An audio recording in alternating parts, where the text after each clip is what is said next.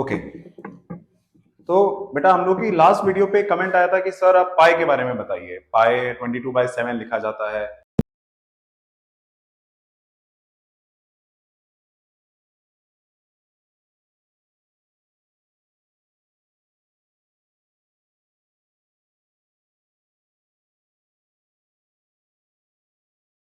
Form में लिखा जाता है, उसके बावजूद उसको एक इरेशनल नंबर बोला जाता है। तो पाई की कहानी शुरू होती है क्लास 5th या 6th स्टैंडर्ड में, स्कूल्स में पढ़ाया जाता है सर्कमफेरेंस। सर्कमफेरेंस मतलब सर्कल की बाउंड्री का लेंथ। अब कुछ बच्चों के दिमाग में ये सवाल आता है कि सर्कल की बाउंड्री के लेंथ को मेजर करने का तरीका, एक ये भी तरीका हो सकता है कि आप एक धागा लो, आप एक धागे से पूरी की पूरी बाउंड्री को मेजर करो। बट वैसे आप कितने सर्कल्स की बाउंड्री को मेजर कर सकते हो? छोटा हो गया, बड़ा हो गया, ऐसे अलग अलग डायमेंशंस के, अलग अलग डायमीटर्स के सर्कल होते हैं, तो आप हर एक सर्कल को एक धागे से नहीं नाप सकते। तो एक स्टैंडर्ड फॉर्म हमारे पास होना चाहिए। तो फिर एक स्टैंडर्ड फॉर्म हमें बताया गया कि पाई जो होता है, पाई रेशियो है सरकमफेरेंस। पाई जो है वो एक रेशियो है सरकमफेरेंस और डायमीटर का। Pi is the ratio of circumference and diameter. अब ये रेशियो वर्ड यूज होने के बावजूद हम इसको एक इरेशनल नंबर बोल रहे हैं। 20, जब ये रेशियो को कैलकुलेट किया गया तो वो रेशियो हमेशा 22/7 ही आ रहा था।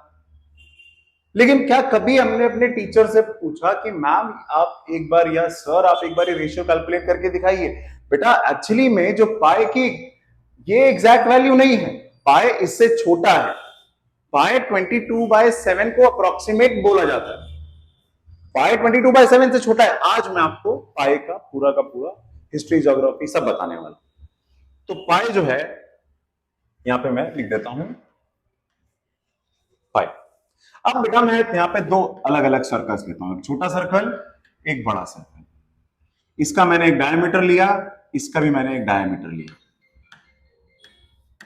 अब ये जो डायमीटर है बेटा, इस डायमीटर को मैं ऊपर रखता हूं यहां पे, इस डायमीटर को मैं ऐसे ऊपर रख देता हूं यहां पे, और इस डायमीटर से मैं सर्कल की लेंथ को मेजर करने की कोशिश करता हूं। तो बेटा मैंने एक बार यहां से लेके यहां तक इसको ऐसे रखा, फिर दूसरी बार मैंने यहां से लेके यहां तक इसको ऐसे रखा, तीसरी बार मैंने यहां से लेके इसको यहां तक, यहां से यहां तक ऐसे रखा, और क्या हुआ यहां पे बीच में छोटा सा गैप खाली रह गया। हो सकता है बड़े सर्कल में ऐसा हो, मैंने छोटे सर्कल में ट्राई किया।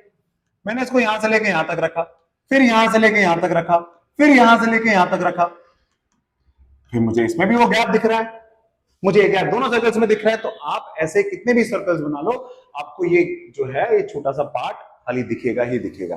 अब बेटा इस छोटे से पार्ट को अगर मैं डायमीटर से कंपेयर करूं, इस छोटे से पार्ट को अगर मैं डायमीटर से कंपेयर करूं, तो देखना, ध्यान देना सब लोग यहां पे।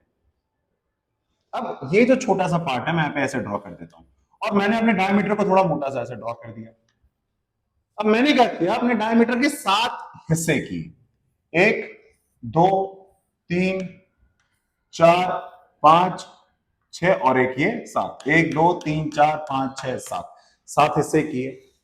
और इन 7 हिस्सों में जब मैंने उस छोटे से गैप को कंपेयर किया, तो बेटा वो छोटा सा जो पार्ट मिसिंग था यहां पे, उस छोटे से पार्ट को जब मैं कंपेयर कर रहा हूं, तो वो एक पार्ट से थोड़ा सा छोटा है, वो एक पार्ट से थोड़ा सा कम पड़ जा रहा है। तो अब अगर मुझे इस पूरे सरकमफेरेंस को मुझे अगर लिखना हुआ, तो मैं कैसे लिखूंगा? 1 2 3, 3 डायमीटर्स, 3 प्रॉपर डायमीटर्स, प्लस ये जो छोटा सा पार्ट है, ये जो ये पार्ट है, इसको मैं क्या लिखूंगा? This is 1/7। अब ये अप्रोक्सीमेट टू 1/7 है, तो मैं इसको लिख देता हूं अप्रोक्सीमेट टू प्लस 1/7। ऐसे करके आपका आया 22/7। अब बेटा ये अप्रोक्सीमेट है, ये 1/7 से ये वाला पार्ट छोटा है, याद रखना। इसीलिए इसका वैल्यू जो है ऐसे लिखा जाता है, अप्रोक्स 22/7। अब अप्रोक्स में बहुत सारे बच्चों को ये नहीं पता था कि सर अप्रोक्स में कम वाला अप्रोक्स या ज्यादा वाला अप्रोक्स। तो अप्रोक्स में कम वाला अप्रोक्स 22/7 के छोटा होता है हमारा एग्जैक्ट पाई का वैल्यू। ठीक है, तो यहां पे मैं फिर से बता रहा हूं, सर्कल के 3 डायमीटर्स को मैंने रखा, ये छोटा सा पार्ट मेरा रह गया, इस छोटे से पार्ट को मैंने इसे कंपेयर किया, कंपेयर करने के बाद मुझे पता चला कि ये जो छोटा सा पार्ट है ये मेरे 1/7 पार्ट से थोड़ा सा कम रह जा रहा है, इसीलिए जब मैंने इसको सॉल्व ऐड करके सॉल्व किया तो 22/7 आता है, इसलिए हम इसको लिखते हैं कि ये अप्रोक्सीमेटली 22/7 है, 22/7 से थोड़ा सा कम। और ये जो 3 हिस्से थे ये इसके डायमीटर्स को कर्व कर करके जोड़ा गया था। क्लियर है? अब यहां पे ध्यान देना, अब ये इररेशनल क्यों है? हमारा सवाल है कि व्हाई इज दिस इररेशनल, इस नंबर को इररेशनल क्यों बोला जा रहा है? बेटा ये वाला हिस्सा है ना, मैंने जो छोटा वाला पार्ट है, मैंने इस छोटे वाले पार्ट को अलग अलग स्केल्स पे मेजर करने की कोशिश की और मैं किसी भी स्केल पे इसको एग्जैक्टली मेजर ही नहीं कर पाया। क्यों नहीं मेजर कर पाया? बिकॉज ये एक, बहुत ध्यान से देखना बेटा, ये एक इररेशनल लेंथ है, irrational length. Now what is irrational length? जिसको मेजर नहीं किया जा सकता, जो पॉइंट में आता है। गूगल में एक एम्प्लॉय है जिसके नाम पे वर्ल्ड रिकॉर्ड है। अब वो वर्ल्ड रिकॉर्ड किस नाम पे पता है? उसने पाई की वैल्यू को 16 ट्रिलियन डेसिमल पॉइंट्स में निकाला, उसके नाम पे वर्ल्ड रिकॉर्ड है। बेटा ये 1/7 मैं किसी भी स्केल पे इसको मेजर कर ही नहीं पा रहा था, अप्रोक्सीमेट टू 1/7 जो था, ये छोटा वाला हिस्सा मैं किसी भी स्केल पे इसको मेजर नहीं कर पा रहा। अब इसी वजह से इसको एक क्या बोला गया? Irrational length. इररेशनल लेंथ का एक और एग्जांपल, बहुत ध्यान से देखना। हमारे पास ये एक, let's say this is a rectangle. अब इस रेक्टेंगल की खासियत है बेटा, ये अगर मैं इसको एक रैशनल लेंथ लूं, इसको एक रैशनल लेंथ लूं, तो इसके डायगोनल की लेंथ एक इररेशनल लेंथ होती है।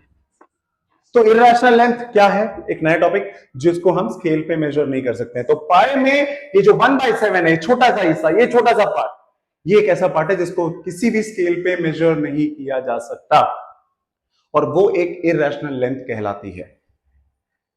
हमारे आर्किमिडीज, आप लोगों ने नाम सुना होगा, आर्किमिडीज प्रिंसिपल आप पढ़ोगे भी, फिजिक्स में आता है।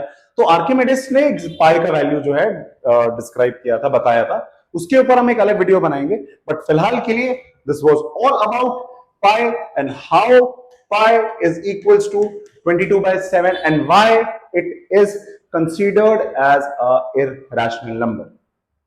That's all. Thank you.